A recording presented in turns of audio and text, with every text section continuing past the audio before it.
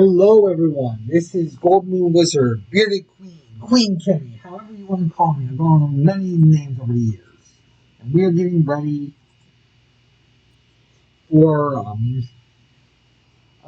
my first coaching video. I'm going to analyze a match between two teams in the community league I'm part of. I don't know what the two teams are. I do know that my friend Techtonixx is playing on one of them. He's Izanami on one team.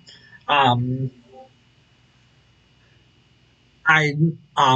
friends with a lot of people on both these teams, but I'm going to be very objective, and I'm going to give an honest opinion on how I think these players what they're doing right, what they're doing wrong, why they're doing what they're doing, and what they can do better.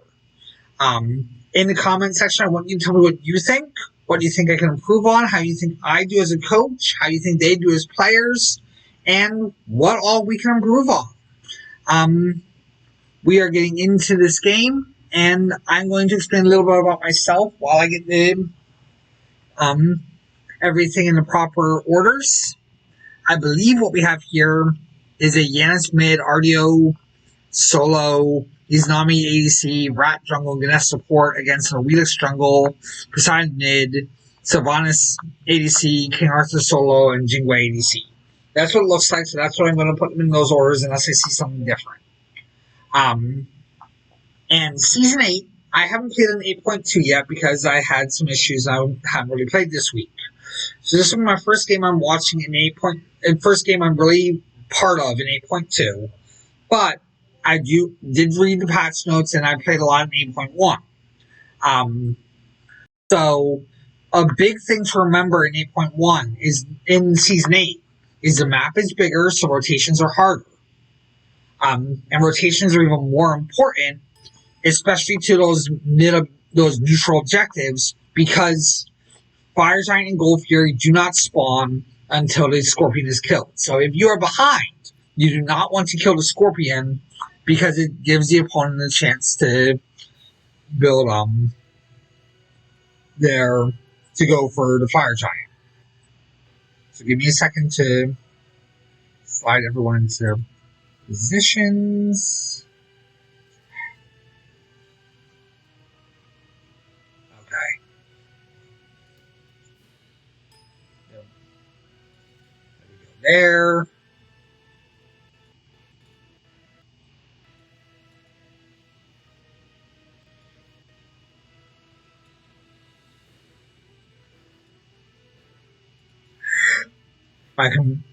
My mouse messes up, so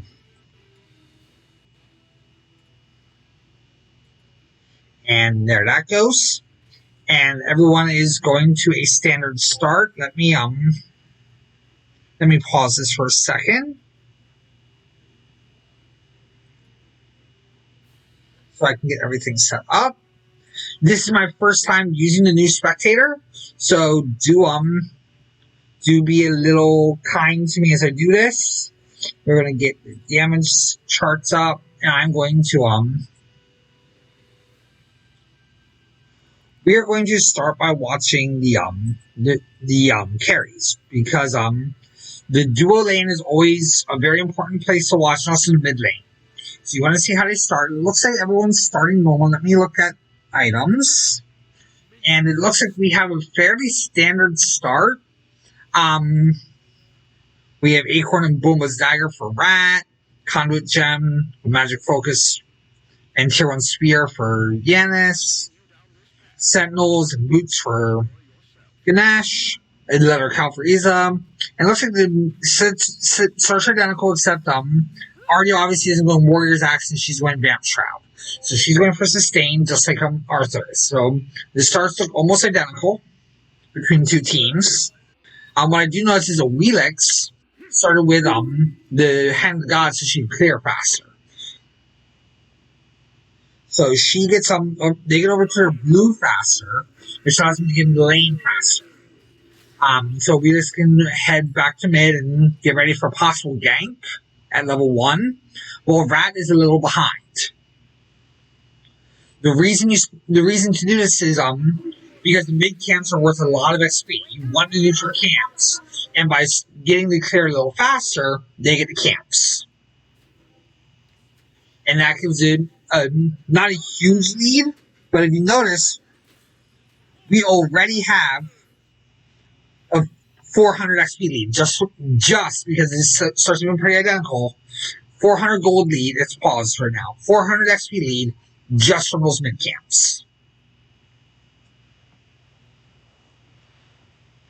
Now, 400 doesn't seem like much, but if it's 400 from one set of mid camps, it's going to become 800 from two mid camps, and it's going to keep getting bigger because they have priority over it now. Yes, both sides have timers because timers work differently in Season 8. So anything from the middle of the map and down, anything from neutral objectives all the way on your side, if you step into the camp, you'll get the timer on it. So that is definitely an advantage in Season 8 as opposed to the old Invade meta where if they invaded, you had no idea what timers were. So it stops the snowball a little bit because you don't have to guess when your camps are coming back up. Again, Obelix is taking the advantage he had. Instead of fighting over the left mid camps, which they gave to the blue side, Obelix goes straight for the oracles. Again, getting XP, getting vision. This Obelix is playing very smart. This Obelix is trying to take the little advantage that half a second clear time from the Hand of the Gods start, and is already has a 1 level advantage, and is already or half a level advantage over the Ratatosker, and is already rotating to mid solo. And I don't think the Ardo is going to die here, but she's going to have to back off. And if we look over on the duo side, Izanami and the Rat rotate to left, or the Obelix rotate to right. And that's a very important thing in Season 8. In Season 7, when one side rotates, you rotate to follow. When the jungle rotate to left, your jungle rotate to left. When your support rotate to right, you rotate to right. Your support rotated to right. You followed. In this season, it's often a good idea if the support rotates to left, your support rotates to right and tries to get an advantage on the other side of the map. Yes, that's not always true. There are certain situations where that is not true. And if you see there, Izanami made a little mistake because she was playing by the 8.1 rules that the Scorpion would already start healing. The Scorpion doesn't start healing until it is fully dropped and only heals for the team that kills it. So Scorpion doesn't have an aura of healing anymore unless you land the final blow. This is to stop both teams from just sitting around a Scorpion and healing. So, we don't have any major leads. People are starting to get to 5. Blue has regained control of the XP, and the gold is pretty neutral. So we have a fairly even game. It's almost neutralized entirely. Looks like Rat is getting the mid camps. That's very important. As I explained at the beginning, the neutral objectives are really how you're going to make your lead. Yes, most people think neutral objectives is the Gold Fury and Fire Giant, and those are very important, and those are vital, but those don't come in until the mid to late game. Early game, the neutral objectives are the left, right, and the dual lane alpha, the left and right mid camps, the dual lane alpha harpy, and the totem of Ku. Those are the objectives that you're going to fight over, and those are the objectives that are going to get you lead. Now, I want to rewind a little bit and see this kill. So, Izanami got the kill, so I want to see how this happens. I'm assuming there's going to be a Ganesh dash. They're both level 4, so no one has ults yet.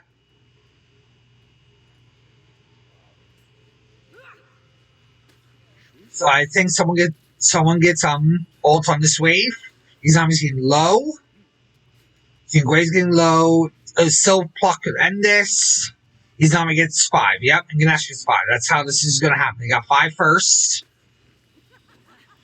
Obelix rotates over. Ganesh ult. Izanami ult. And yeah. That's that. And Silv looks like Silva's probably going to go down here too. And a double kill for Techtonixx Izanami. Simply because they got the experience first. Experience is far more important than gold early game. Gold is more important than experience late game, but experience is more important than gold early game because getting your boots first is not going to make the difference. It's not going to make as much of a difference as landing your as getting your ult first. If you get your ult first and you have about 20-30 seconds where the opponent gets the ult, you are generally going to get the kill. Especially in the dual lane, if both sides get their ults. And that's what you saw there. Even though it was a 3-on-2 with the Elix rotating over, it was not nearly enough to make up for the fact that Ganesh and Izanami had their ults. Now Izanami's going back, and we're going to see their builds. It looks like Ganesh built the reinforced screeds, the tank boots, and is building into what looks like a Gauntlet of Thieves. Now I don't see that too often. Looks like Sylvanas is doing the same. We have another pause. This is a scrim between two teams, and there are technical difficulties on this patch, so bear with the teams as they deal with this. It looks like for some Yanis actually went the enchanted, leveled up the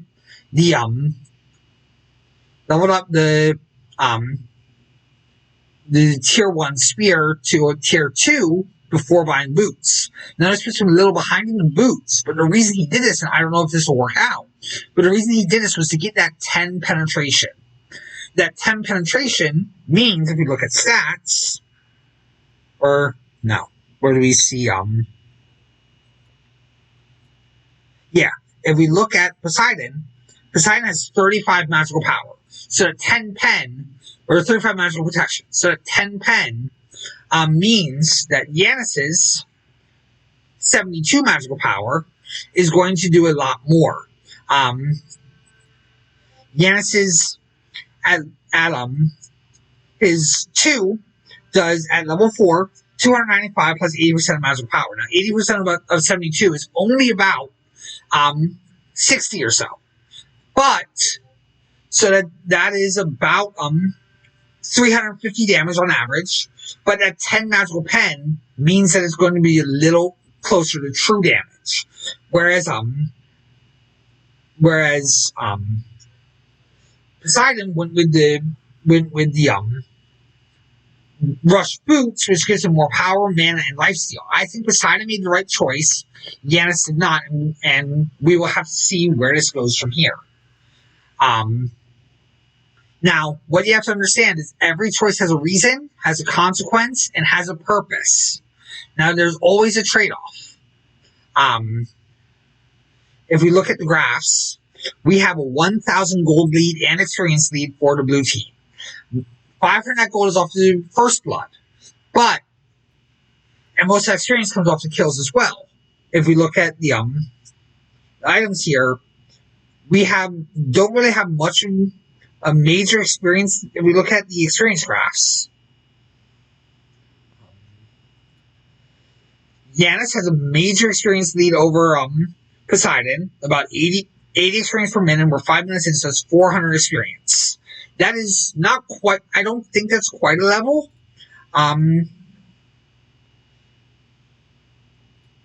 That's about 3/4 of a level, almost a whole level on him. And then Izanami has 40 XP per minute over the Jingwei.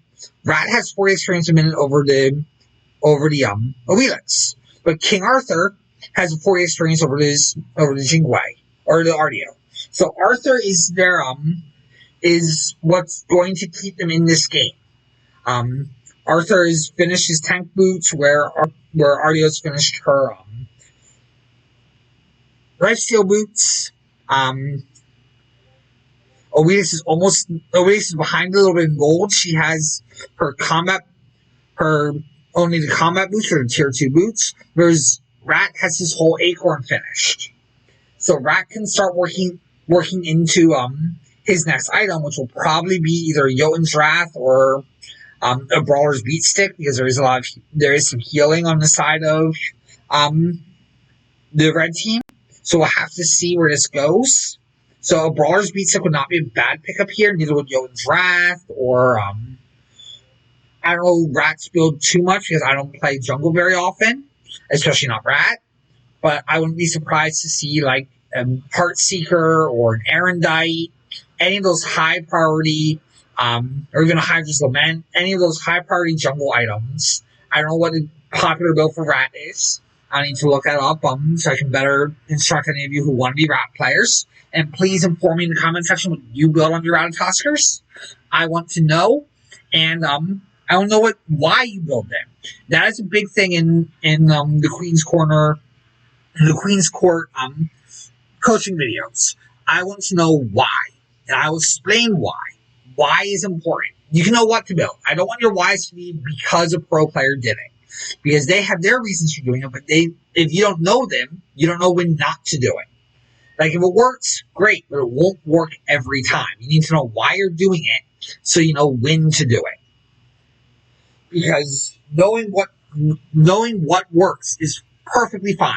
And that's what gets you into silver and gold. But knowing when to do it is what gets you into plat and diamond. And knowing why you do it, and knowing when not to do it gets you into masters. I personally want to be a bronze player because I don't have the mechanical skill. My fingers don't move quickly. My coordination is bad. I will never be a great player. But if I practice hard enough, I can be a good player. And all of you who are already good players, if you learn why you're doing it, you can become far better players than I will ever be. And that's what I hope to see every one of you who's watching this video become. I want all of you to be a better player than I could ever hope to be. That is why I do this. Those who can't do, teach. So we're going to speed up a little bit so that we can get through this pause.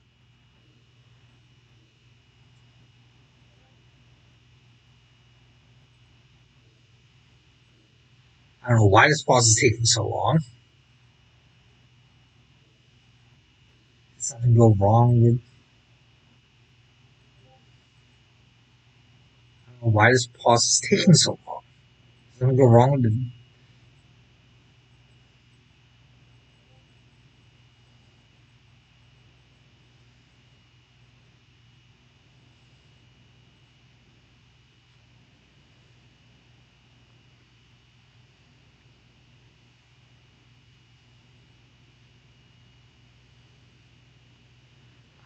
we're just gonna sit here. I'm out of really anything I can say about the current state of the map, and the game has continued. So let me stop the super speed.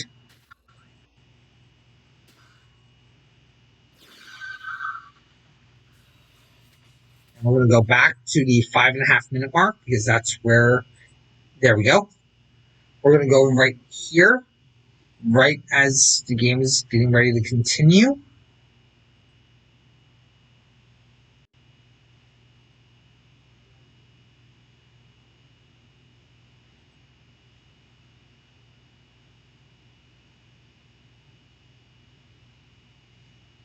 I know it starts soon. Okay, game is continued, and we'll have to see what they do. It looks like for the most part, aside from the early kill in the duo lane, everything is going pretty standard. No one's doing anything crazy aside from the build of going into the tier 2 spear a little early, which I don't know why detached data the Yanis did that, but I'd like to, if you're watching this video, Data, please tell me why you did that so I can better know. And that's what I always want to learn. I always want to know why. If any of you know why he did it, please tell me. We have Kraken. It was a decent Kraken, but didn't really do much. So Giannis off the mark. Giannis is going to Aegis. And looks like Giannis is going to get all the Aelix comes in. That's a dead Giannis. And the Rat's here, but the Rat's a little too late.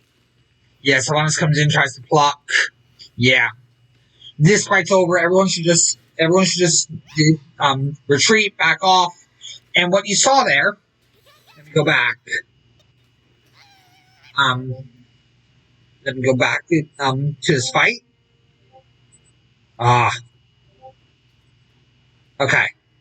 Let me speed up a little bit to get to that fight. What you saw here, you saw the Kraken before Giannis showed up. Giannis shows up. Giannis tries to ult to take him beside him. Poseidon jukes the ult. Giannis runs away, but Wheelix is coming over. If you watch Wheelix is coming over behind, links over the wall, and just kills the Giannis. Goes for the Ganesh. Ganesh is able to get out, and Rat is just a little too late to do anything about it. So Wheelix rotated faster than Rat because Wheelix is very fast. But it wasn't quite enough to do enough to make a major difference.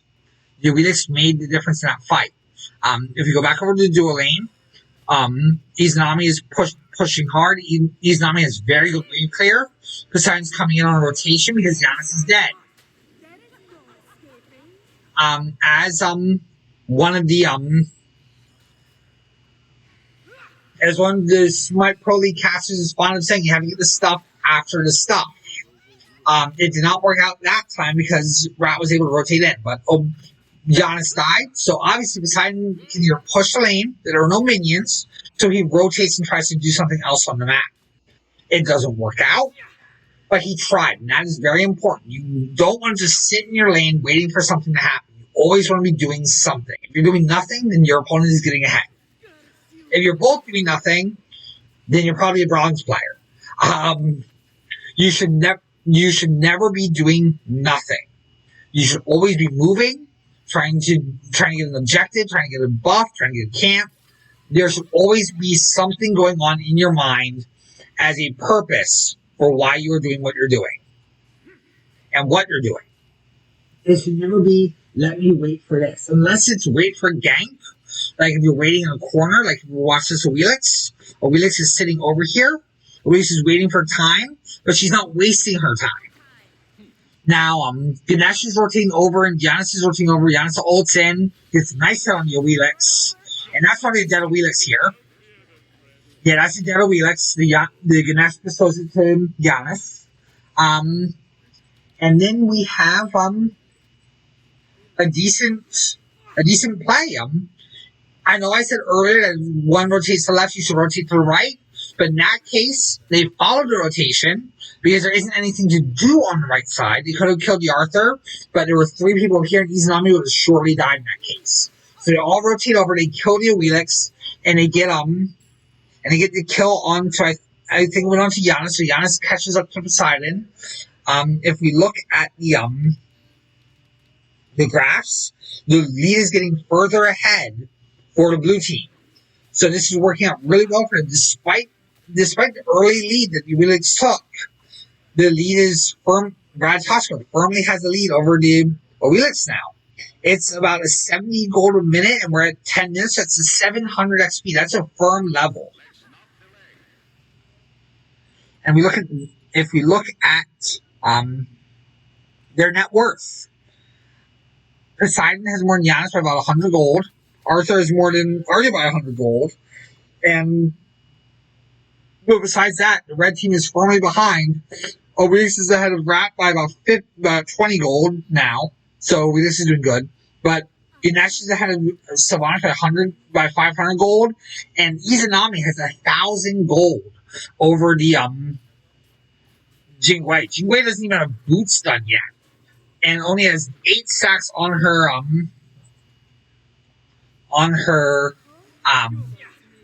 dev gauntlets, where our Izanami has boots done, almost 50 stacks from Devo's gloves, and has tier 1 shuriken. Is probably going into a wind demon here, which is a very good item for the quick build.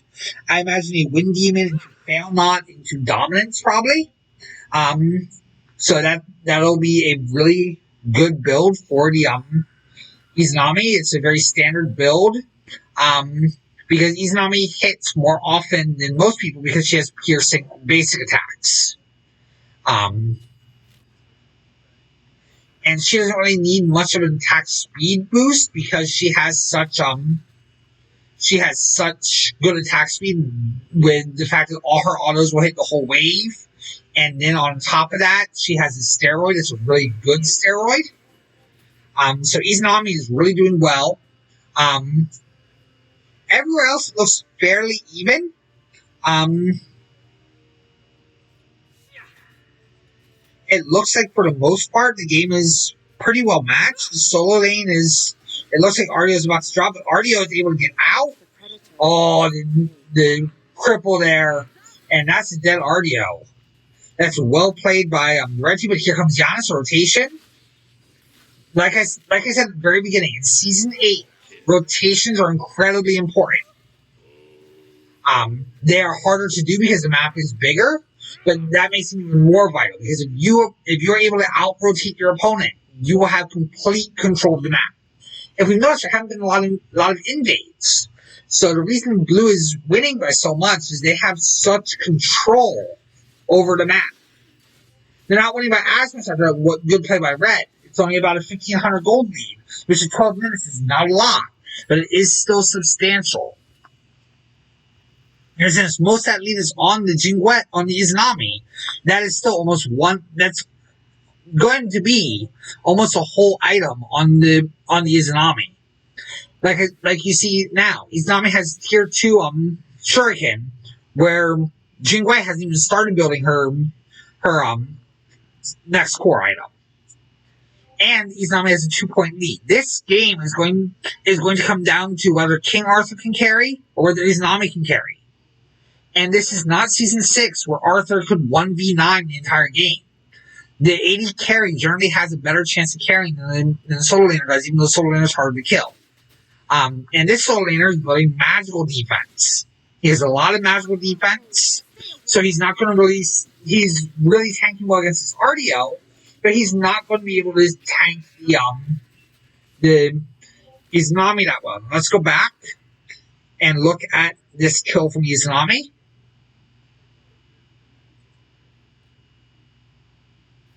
So the Arthur is doing great in the laning phase because he has that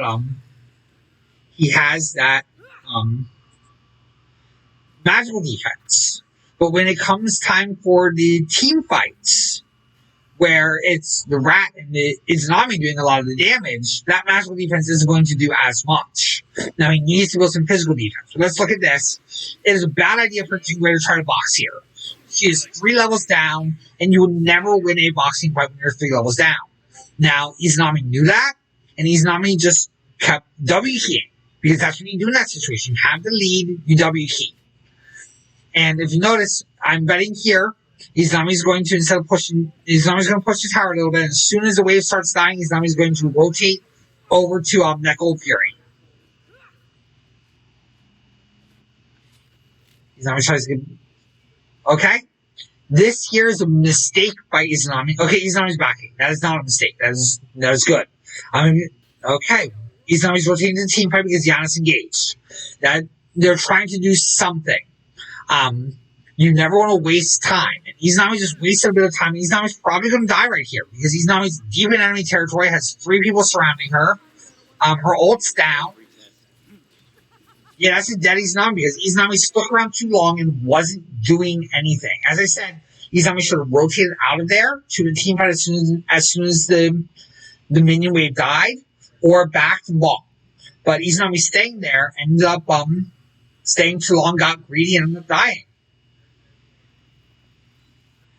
Now that gave Red Team a chance back into the game. I think our gold lead's our gold lead is only 200.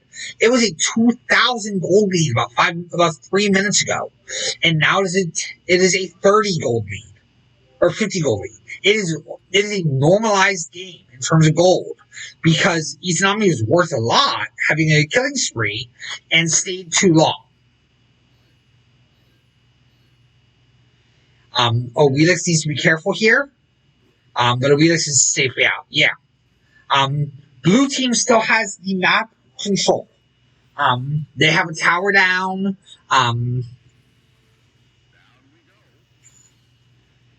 But the advantage is no longer as firmly on their side. Now we see the differences here in the builds. Poseidon went Shoes of Magi and is building probably Chronos Pen or Charon's coin. Whereas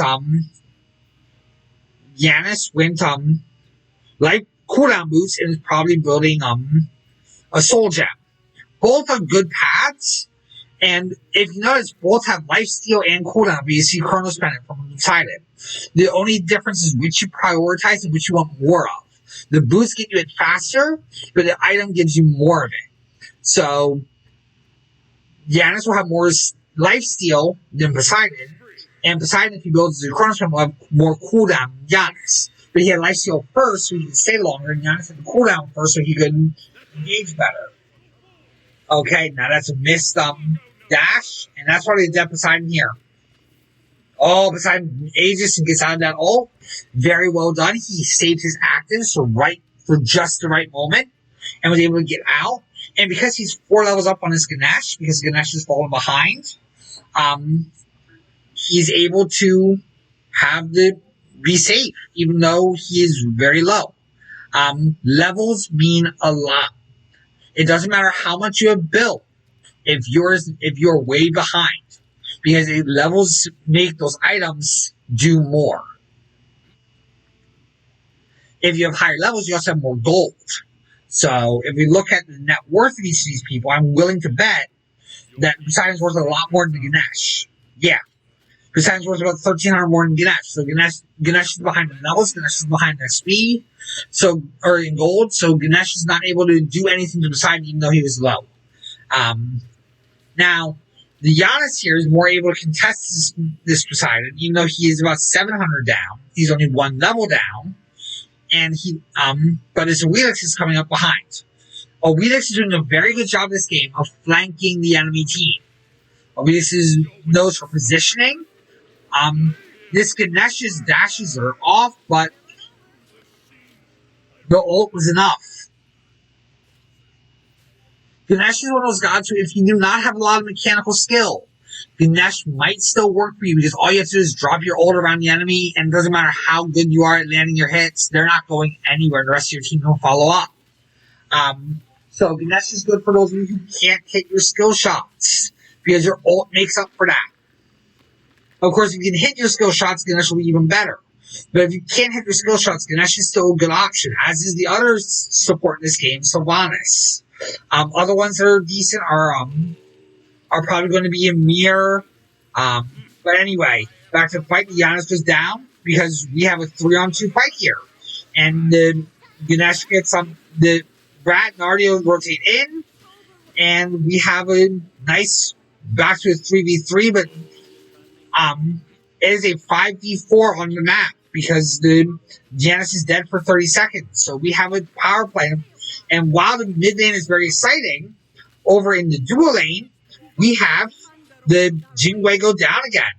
Because that Jingwei should not be trying to box the Izanami. This Poseidon should not be trying to 1v1 this Izanami either.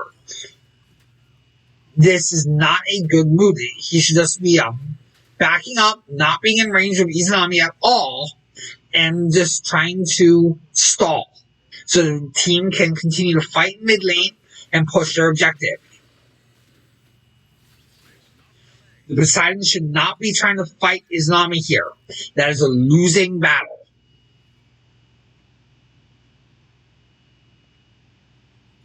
But Giannis is back, so the fight is no longer red team's advantage, and they lose the fight because they stayed too long. They didn't have the advantage. The red team is good at getting advantages, but the blue team is better at pushing them. And that's what you often see in games like this. One team will be able to win the fights, but they aren't able to make those fights worth anything. Now, blue team won this fight. If they're smart, they're going to zone out the enemy like Kraken's down, so Poseidon can't secure Gold Fury anymore. So they should absolutely be going for Gold Fury right now, especially now that Poseidon's dead. Rat also died, but they shouldn't be chasing this fight. They should be going for the Gold Fury. They tried fighting. They might kill this Jingwei here, but what are they going to get out of it? Izanami's too low to get anything. By the time she can make it back to Gold Fury, they might be able to get Gold Fury since they have their tanks and Izanami, but I don't know if it's worth it at this point because they'll be low after it, and the other team can come in and fight. They shouldn't have chased that fight because it was not worth it in the end. They got maybe what? Let's look at the graphs. Did they get a major lead out of it? They have regained their lead to about 1,500. They killed them if they hadn't let their Rathusker die and if Janice die, and as I said, let Red Team disengage and turn around and gone for the Gold Fury, they would probably have about a 25 to 3,000 gold lead right now. Now, it is very important to always know when it is time to fight. The game is not, the kill score of the game does not determine who wins. Yes, it's nice to have a good kill score, but at the end of the game, at the end of the day, would you rather be a 0-2 winner or a 2-0 loser? What matters is the objectives, and Gold Fury is worth a lot more than one or two kills. Now, Ario's going after Jingwei because Ario has the level advantage, and Jingwei backs off. And instead of chasing this time, Ario will rotate back into the fight. I want to back up and see what happened there with the Izanami.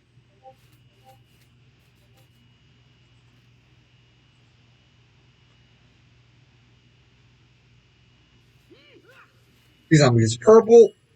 Good, always get your buffs. Unless there's a fight going on, you should never let buffs sit. Getting camps, good. And then we have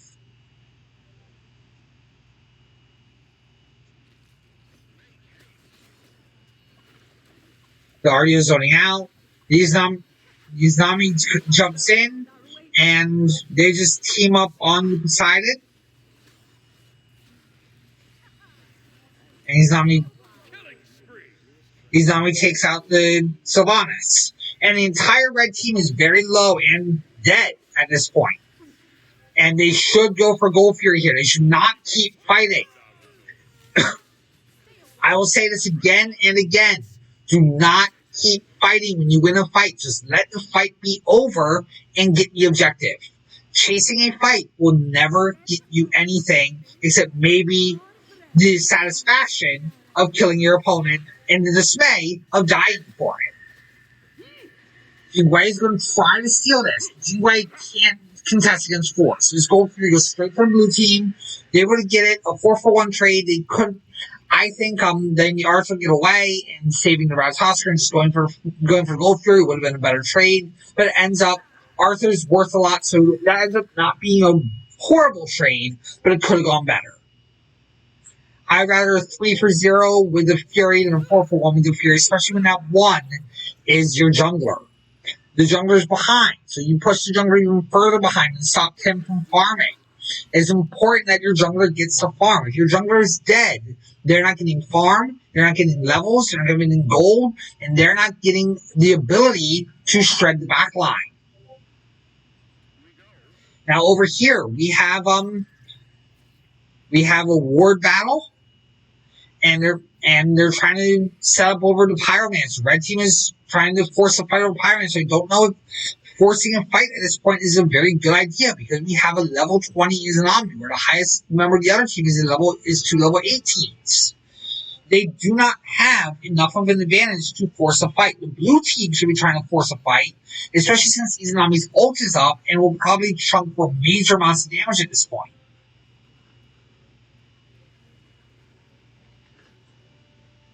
This fight does not go in the advantage of red team. Now, Sylvanas jumps forward, gets a 3-man ult. Giannis portals out. Ganesh ults, Giannis is back, it's a major ult. And this fight goes away to blue. I just said red team should not be engaging at this point. Red team should just let it go. And red team pushed and lost 3 of their guys. And this is probably going to be a fire giant here.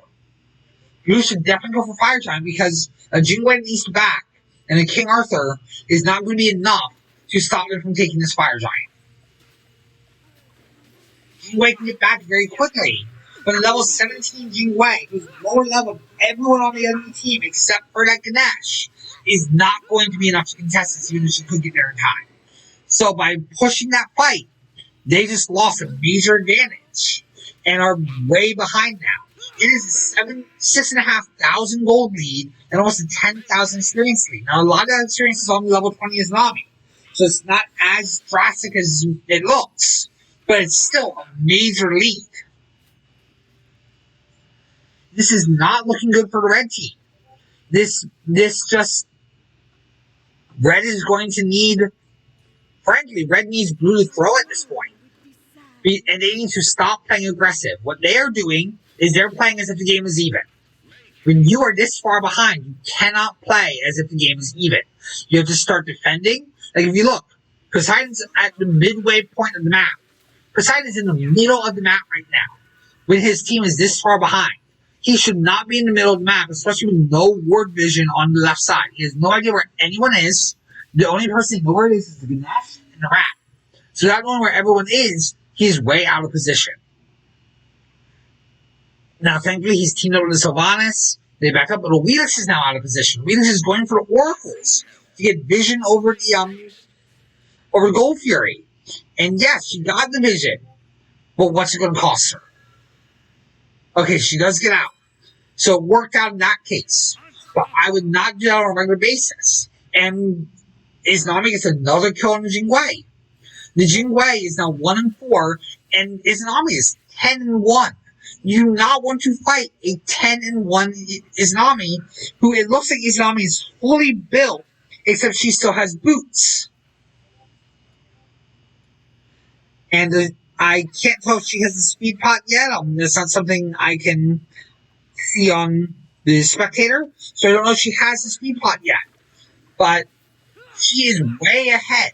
She has a full build. The Jingwei doesn't even have a 6 item even started.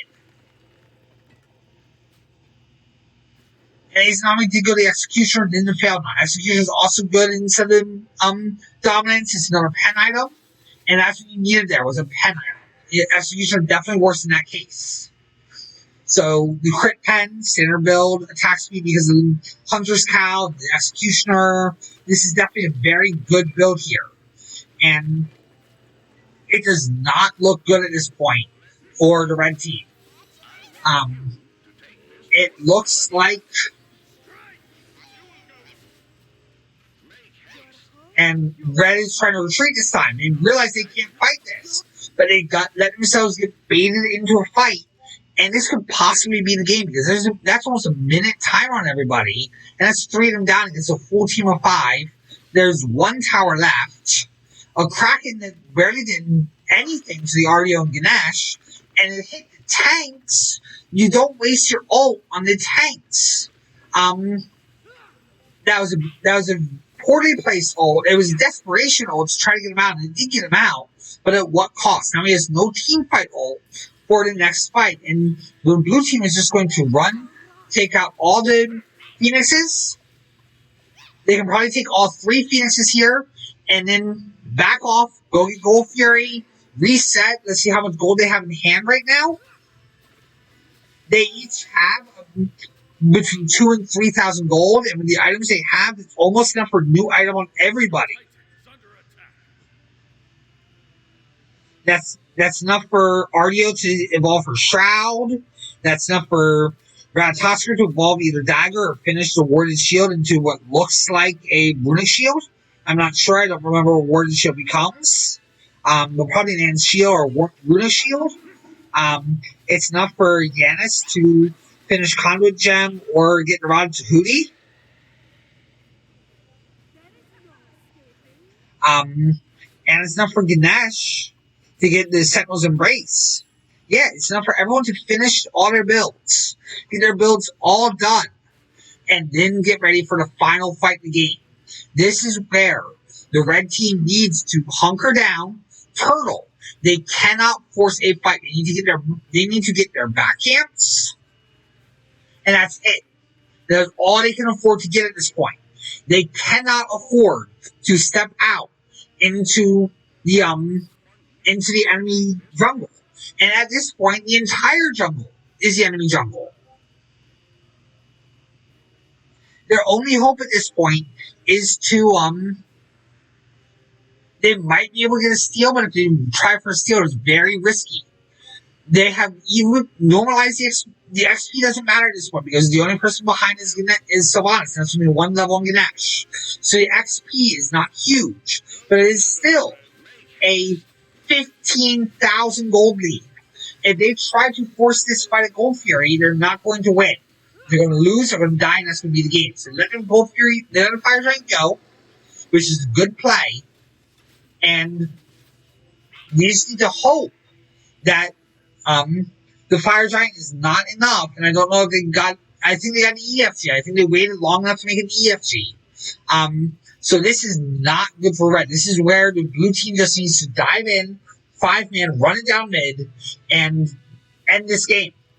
That's what we need to do here. We need to end this game because this.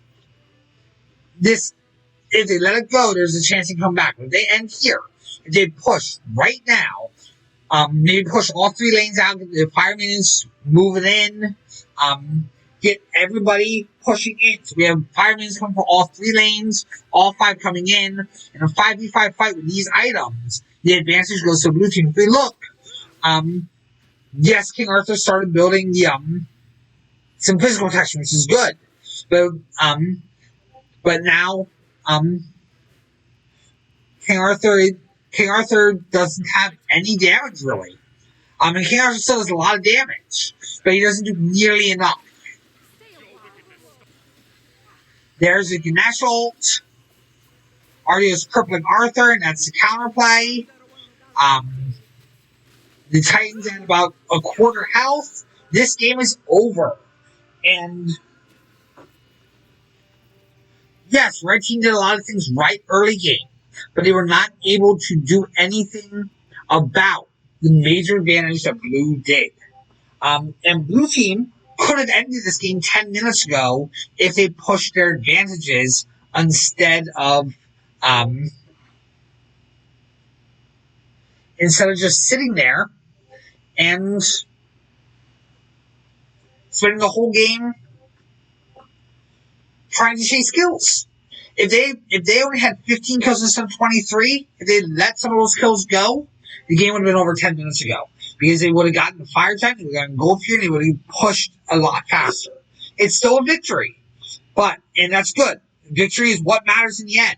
But if you want to become a great player, you need clean victories. You don't want to barely win every time. And this wasn't a bare win. This is a very decisive victory. But they played with their food.